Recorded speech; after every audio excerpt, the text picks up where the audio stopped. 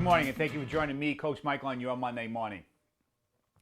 If anyone you would like to do strategic leadership planning, here's some tips of how to do it correctly. Number one, when you're doing strategic leadership planning, pretty obvious, but I'll say it anyways, get the right people in the room. Now, if you're the actual top leader of the organization, everyone that reports to you needs to be in that room that day, so you can have the proper mastermind group as you can share ideas and thoughts so you can become the mastermind together to come up with solutions. Number two, start prior to that day. Anytime I do a strategic leadership planning or executive planning day, I send assessments, usually about a week to a week and a half out prior to that day. This way they can take the assessment, review it, and get their head wrapped around some questions they may have for that day.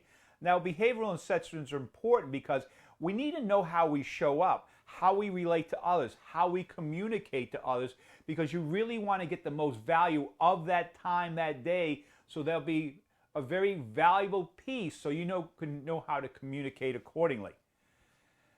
Number three, no distractions. Now, some of you might be fortunate to have a room in your organization that when you're in there planning and the door's shut, everybody knows, do not disturb.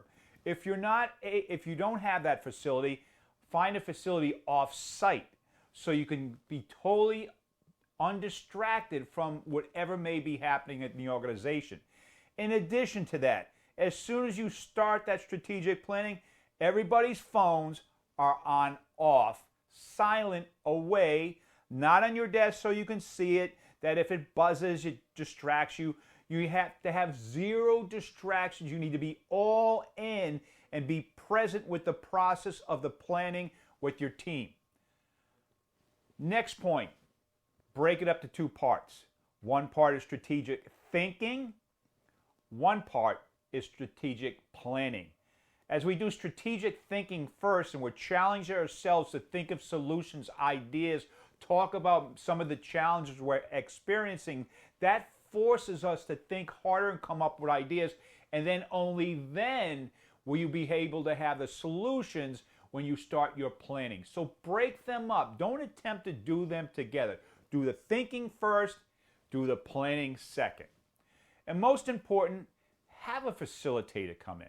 Have somebody outside of your organization run the entire day to facilitate it, to guide you through the process, that's been through this process time and time again, question you, ask you the questions, challenge you, and help you think it through.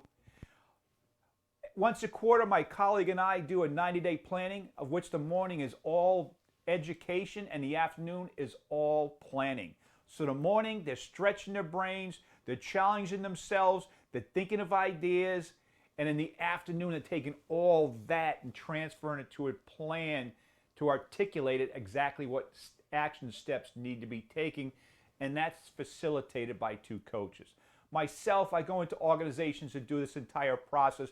So if you're thinking about doing strategic planning or executive planning or leadership planning, whatever it may be, the last point I'm going to give you, don't procrastinate. If you're a leader of an organization and you're thinking of doing something of that sort, you're thinking about that for a reason, because it makes sense. So find the right person to come and facilitate it, pick a date, get it done. It will pay for itself, because when the entire team gets aligned and is on the same page and come up with the solutions as a team and are guided through the process, that is valuable, and that's a wise investment of your time. I hope this has been valuable. Like always, I want to thank you for joining me, Coach Mike, on your Monday morning. I want to wish you a productive, proper week. See you next Monday. Go get 'em.